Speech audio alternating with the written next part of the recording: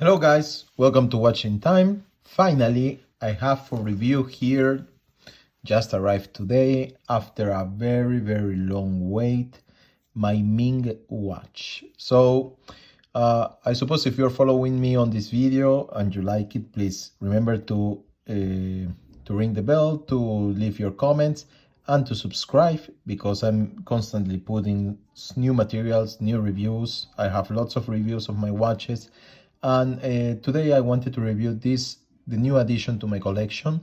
Obviously, if you have found this through the web, it's because you like Ming watches and it's something that you would like to have more information about.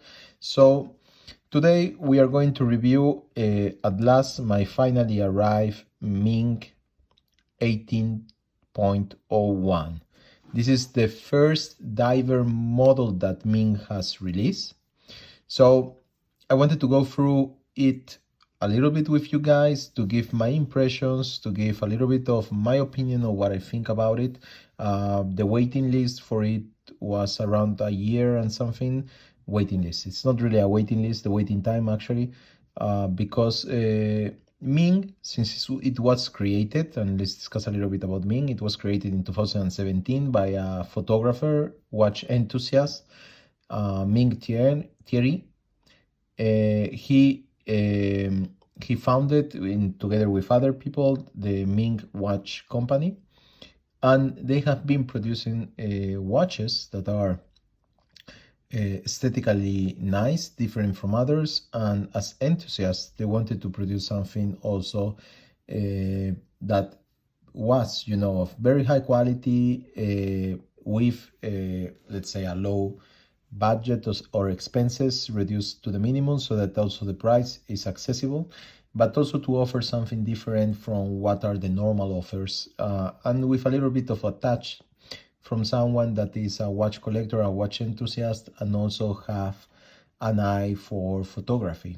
So with this in mind, Ming was created, and they started releasing small batches of watches following the same line that they have here, of this kind of a crab shape case. And they produced their first watches that are actually more classical, more dressy watches, if we want to put it on another way. And this is actually their first tool watch. The first mass produced, obviously, because Ming also has the tendency of doing some very low number limited editions. All of them are limited editions, and after they are sold, the day that they are put into sale, they don't do it usually again. So right now, actually, they have a campaign that will go live on the 15th for 2 new models that are actually inspired by this diver, but they are more dressy watches, but the shape of the hands and the kind of the bezel shape is very similar. And so if you're interested on a Ming watch, maybe this is your good luck opportunity. So how it worked for me, I got an eye of this beautiful diver last year, and I took my chances on participating on one of these Ming watches. I was very curious. Are they cheap? No, they are not. This one cost around 3,000 Swiss francs. So it's more or less like 3,000 and a little less than 3,000 euros, and probably a little more than $3,000. So it's definitely not cheap, and you expect the quality for what it costs. On the other side, as they say, they have reduced the manufacturing, etc. cost, and they want to offer an excellent service. So you are probably going, in theory, to receive more than what you pay for, compared to other brands that have all the marketing expenses and everything around. So Ming main marketing has been the watch enthusiast community. Is it a micro brand? Probably by the size you will say it is, but I don't think it is anymore in terms of recognition. I think they are becoming well recognized worldwide, and if they follow this pathway, they will definitely will become a brand to be remembered. So let's see what we have here. So mainly they're going to sell you the design, obviously with a quality notch. Obviously they don't have the manufacturing or the know-how for doing movements. So, but that's okay. Many brands, popular brands, Just some to keep in mind, like Hublot, are not manufacturing their movements. So that's perfectly fine. So what you're selling me is the design, the know-how, the je ne sais quoi that watch enthusiasts want. This diver, I have to say, guys, that the whole year waiting for it, at the end they are worth it. It has repaid my expectations, and this is the rubber strap. So I was really lucky to get one of these, because when it opened for getting it, it was 4 a.m. where I live from. And this was a problem because I had actually to put the alarm to wake up at 3 in the morning to go and try to do this opportunity. And I was actually aiming for the titanium bracelet, but I didn't manage to get one of these, and I managed to get immediately one of the rubber straps. And they have been delivering, and this is also for you to understand the production method, in the order that people actually pay for it, so that they actually managed to put the order on. And I was one of the last, because I was one of the last lucky guys that actually clicked the button in the correct time. I know they have modified slightly their method so that the watches are more available to some people, because many people were frustrated, me myself, waking at 4 in the morning and going through all the process. So I know they have modified it, and have a look to their site. Probably you are interested. So anyways, coming back to this 18.01 diver, the first crab diver. So first of all, the body is totally in titanium. So this is titanium grade 5. So you have a greater resistance, obviously, to scratches. It is perfectly polished on the sides, which I think it's a very nice touch compared to the upper parts of the arms that are totally brushed, as the back. In the back, you have a very nice decoration made of kind of a rubber texture that they have placed into the back case. I have to say that to the touch is very nice. I actually like it very, very much. Full titanium, so it's very lightweight. So total weight of this watch is 65 grams. That's excellent. The height, it's 12.9 millimeters, and the width here, it's around 40 point something in the lower 40 area. So is it big? Not really, at least not to my standards. 40, it's perfectly fine. Will it fit a smaller wrist? Yeah, I think it probably will work very, very well, also because the lux distance from lug to lug, it's not that much, and also because of the round shape, so it can have the effect of an Oris Aquis. On the other side, 12.9 is not that much here. So yeah, well, it definitely will work on a smaller wrist. The other thing is that for them, this is actually their biggest ever watch. So this is just to give you an idea of what Ming is used to, more dressy watches. So the other watches that they have produced are smaller. This is the biggest one, and this is a tool watch. And you say, well, it doesn't look like a tool watch.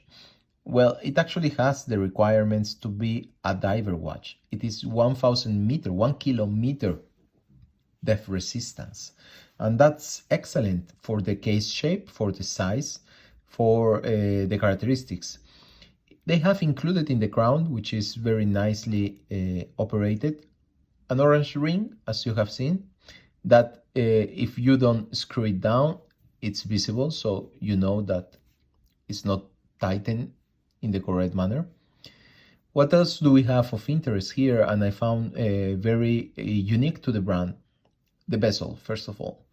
This outer bezel is full ceramic. And when I say full ceramic, I mean full ceramic, because even the lume that was used, Luminova X1, it's actually a polymer that behaves like the ceramic. So it's a ceramic polymer imbued in the Luminova X1. So this is at the end a solid piece. It becomes one with the bezel. So what do we have in the dial? The dial is very simple, very minimalistic. You have an inner circle, fully black, a little bit of a sunburst there, and then you have this inner ring that is actually made of sapphire crystal with an imbue Luminova X1 again. So another very interesting technique used in the dial. And as you can see, it's a little bit raised. Then you have the hour hands and the minutes hands, which have this particular Ming shape shared in other watches. The other thing that you can notice is the second hand that has this kind of balanced back part that has the same shape of the minute and the hour hands. And the circle of the second hands actually remains inside the main circle of the dial. So I think these touches in terms of design are actually very nice. You have the brand name here, Ming, very small, very delicate. So it's also something that I love from brands, not to overshow the brand name. Excellent. So let's move to the bracelet. So the bracelet, as you can see here, is a Jean Rousseau made for Ming. So it's not fabricated by them, obviously, but the quality of Jean Rousseau straps, it's excellent. They are very well known in Europe. They produce thousands of straps, and they are also, for example, if you have the chance to go to London and go to Harrods, they have a boutique inside, and you can buy any color of straps, very high quality, made in France. Usually they work with leather and other materials. This one is 100% rubber. And I have to say, guys, to the feel and texture, it's like leather. It feels smooth like a black leather strap. And it's very nice, the touch of the gray on the outside and the orange back part. So overall, as you can see, obviously this is also titanium. I think it's a pretty balanced watch. You have the logo also on the crown. The polish areas are fantastic, and you have this beautiful design that works very well. And I think actually Ming managed to do a very good job. The box is not really a box. You have, well, this cardboard box with this very nice cotton sleeve, but actually where you find the watch is this very nice leather pouch. I think this is quite nice and well done, and I recognize this brand that are saving on the boxes, something that's totally useless for us, and that they are providing something that it's a little bit more useful even for traveling if you want. So they have a wrist shot. So guys, just a quick shot. I'm wearing today the Crystal Pepsi Zodiac Super Sea Wolf GMT. This is quite new. It's a limited edition done by Toppers Jewelry in California. Just arrived also. I will do a full review on this one because with this I add another piece to my collection. So I'm very happy of Zodiacs. And I think the quality of this one, the new one, is actually excellent. So this is something for another video. And let's see how it wears on the wrist. So there it goes. Oh. So here you have, guys, a wrist shot. Beautiful. Very nice. This is an 18.5 centimeters wrist. And as you can see, it wears quite nicely. I really like the way it looks on the wrist and how it sits on it. So I think they have done an excellent work. Let's have a Luminova Trio on this one, just to make you see how the X1 Luminova works. I know in the past they had some problems with the lume. Obviously, if you're going to do a diver, you have to be using a good paste. And as you can see, guys, it's fantastic. I don't even need to put it on a dark room that you already see the effect of lume, which is actually of a very beautiful blue hue.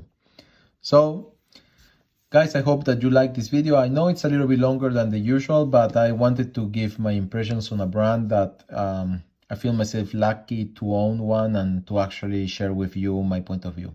So until next time, see you on the next video. Bye bye.